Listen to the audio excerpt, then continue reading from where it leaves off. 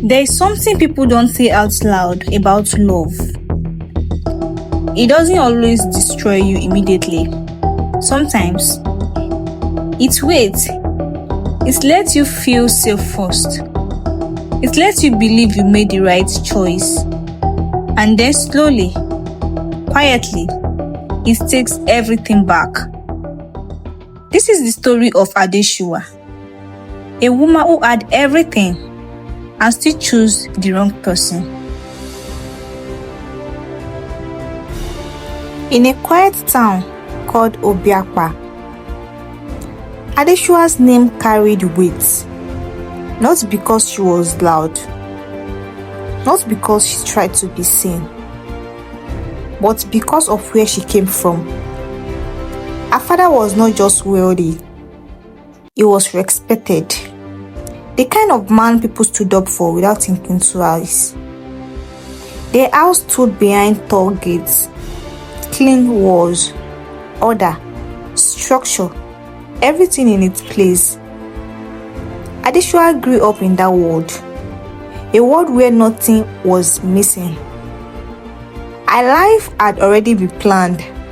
A good education, a good marriage, a life that would never know struggle. Then she met Obinna. Nobody really knows how it started. Some say she passed his roadside spots every day. Others say he once fixed something for her. But however it happened, it changed everything. Obinna was a vulcanizer. The kind of man people overlook. Grease-stained hands, sunburned skin, walking under a worn-out umbrella by the roadside. But he had something rare. He paid attention. When Adesuwa spoke, he listened. Not because of her name, not because of her father, but because of her. And that kind of attention can be dangerous. It did not take long before feelings grew. And when they did, they grew fast. Too fast. When her parents found out, the reaction was not loud. It was worse. It was quiet. Her mother cried in private. Her father simply looked at her and said, "If you walk out of this house for him, don't return because of him." That should have been enough. It should have stopped everything. But love does not listen to logic. It listens to feelings, and feelings don't care about consequences. So she left. No fight, no drama, just a suitcase and a decision she believed was courage. Life with Obinna started small, very small.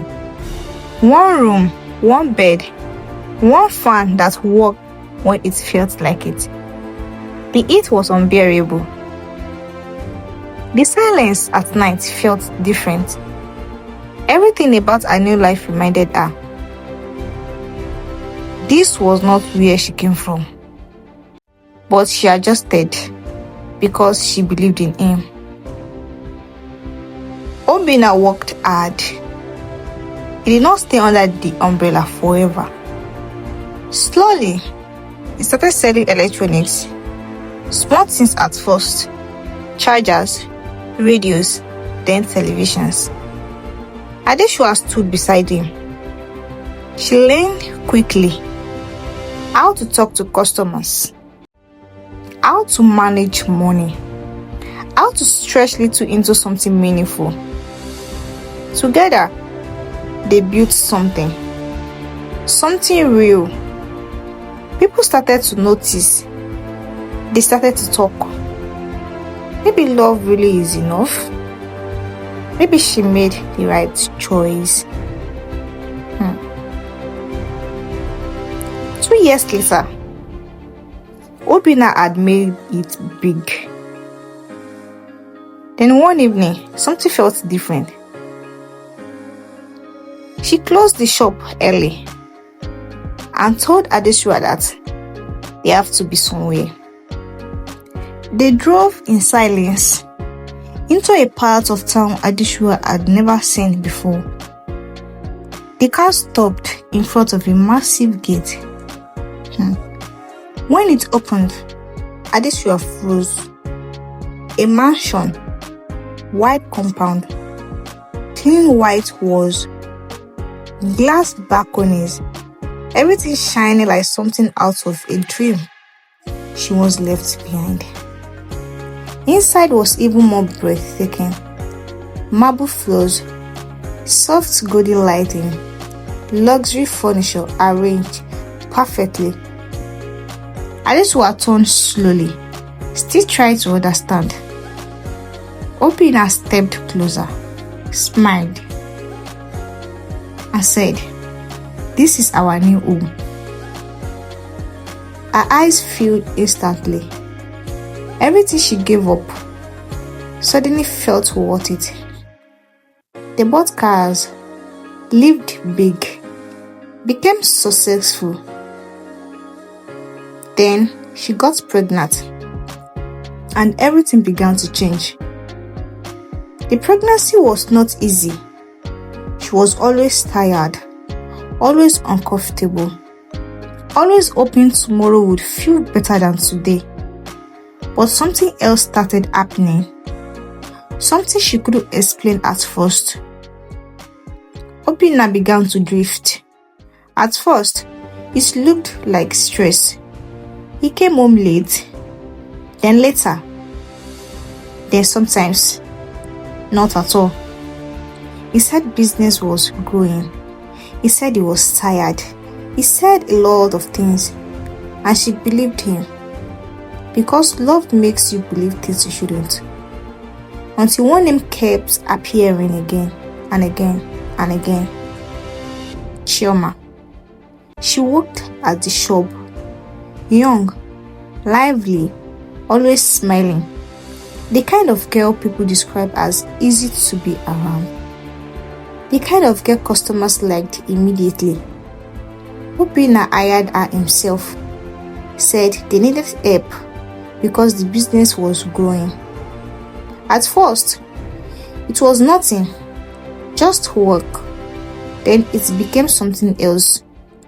Late conversations after closing, private jokes, moments that lasted longer than they should. Chioma made things easy for him, no pressure, no responsibility, and slowly he got used to that. At first, Adesuwa ignored it. Why wouldn't she? She trusted her husband until the day she saw them. Nothing dramatic, no shouting, no confrontation, just a moment. A look that lasted longer than it should. A silence that said everything was, did not. And in that moment, she understood. That night, she asked him, softly, carefully, "Is there something going on?" He said no. Too fast, too smooth, and too easy. And just like that, something inside her broke. Because sometimes, it's not the cheating that hurts the most. It's how easily the person lies. After that, everything changed. Obinna stopped hiding. He laughed with Chioma openly, spoke to her in ways that crossed every line, stayed out without explanation. Adesuwa was no longer a partner. She was just there. In her own home, she became invisible. Still, she tried. She reminded him of where they started, of everything they built together, of everything she gave up just to be with him. But Obinna had changed. Success had given him options. and he chose the one that demanded less responsibility. Adesuwa gave birth to a baby girl.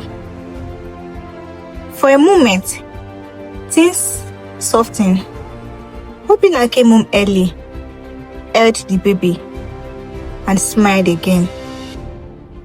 And for a brief second, she believed things could go back to how they were. But change that is not real never lasts. He went back, worse than before. And that is when something inside Adesuwa changed.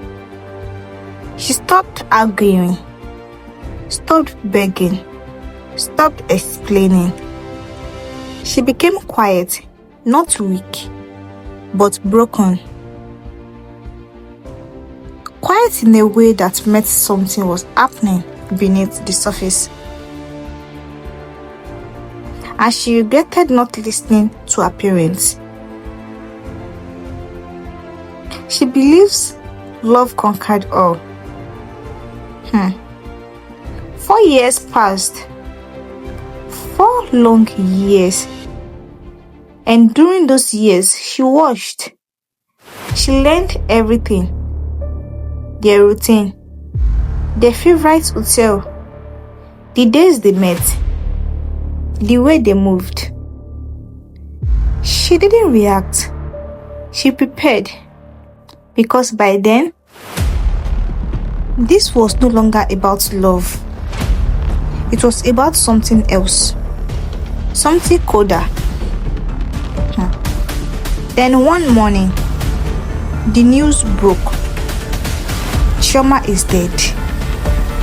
People were shocked, confused. She was found lifeless in her room. No struggle, no explanation. And somehow, everything pointed to Obinna. He was arrested 2 days before. 2 days before Chioma died. Adesuwa visited her. Calm, composed. I just came to talk, she said. They sat. Adesuwa spoke about everything. The sacrifice, the betrayal. Chioma tried to defend herself, but her voice shook. Adesuwa stood to leave, then paused. Enjoy him while you can. Then she left. And 2 days later, Chioma was dead. The case shook the entire town. And Obinna was charged to court. The courtroom was full, not for justice, but for drama. Obinna stood there, looking nothing like the man people once admired. Tired, broken, and lost. Then the door opened. Adesuwa walked in. And everything changed. People expected tears, begging, pain. But she came in, elegant, dressed in a quiet luxury, composed, untouchable. The whispers started immediately. She's not crying. She looks fine. She took a seat calmly, like she already knew how everything would end. When she was called forward, the room went silent. She spoke softly, carefully, no emotion, no attachment. And in that moment, Obinna understood something too late. He had already lost her. Long before this day. And the judgment came. Guilty. And Obinna was sentenced to life imprisonment. The sound of the courtroom rose. But for Obinna, everything went silent. Prison stripped Obinna of everything. No power, no respect, just time, time to remember, and time to regret. Not long after, Adesuwa left Obiakpa with her daughter. She started over, far away from the past, far away from the story. But the stories like this don't disappear immediately. They stay in whispers, in rumors, in the way people say her name. Some say she was wicked, some say she was justified. But the truth is harder to accept. Adesuwa did not just lose love. She learned something from it, something dangerous. That love can build you, shape you, give you meaning, and can also destroy you. But if it breaks you the wrong way, it can also teach you how to destroy without making a sound. And that is the part people fear the most. You see, never trust the loyalty of a broke man. I repeat, never trust the loyalty of a broke man. Hi besties, thanks for watching, and please don't forget to subscribe, like, comment, and share. See you some other time. Bye bye.